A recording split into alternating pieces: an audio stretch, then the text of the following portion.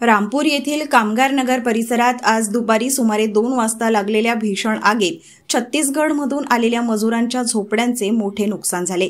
या दुर्घटनेत झोपड्या पूर्णतः जळून खाक झाल्या असून घरातील साहित्य, अन्नधान्य, कपडे, भांडी, सायकली आणि सुमारे 12 कोंबड्यांचे नुकसान झाले आहे।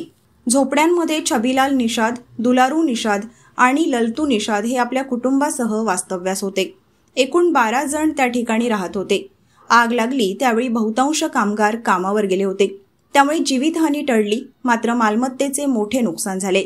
देवलसिंह निषाद यांची झोपडी थोडक्यात बचावली। आगीचे नेमके कारण समजू शकले नसले तरी कचरा जाळल्यामुळे उडालेली ठिणगी झोपड्यांवर पडून ही आग लागल्याची शक्यता वर्तवण्यात येत आहे। शेजाऱ्यांनी तात्काळ आपल्या बोअरवेलमधून पाणी आणून आग विझवण्याचा प्रयत्न केला। त्याचवेळी अग्निशमन दलालाही पाचारण करण्यात आले। त्यांनी तातडीने घटनास्थळी धाव घेऊन आग आटोक्यात आणली। या घटनेमुळे परिसरात भीतीचे वातावरण निर्माण झाले आहे।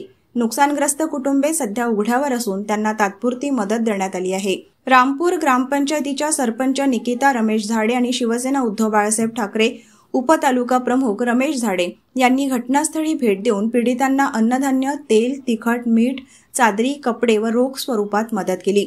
यावेळी ओमप्रकाश काळे, अशोका सकिनाला, हर्षल निमकर, नितीन साळवे, लांडे पाटील, छोटू मस्के, कातकर पाटील, रणजित भगत, योगेश गिरी, गोलू गोहले आदी सामाजिक कार्यकर्ते उपस्थित होते।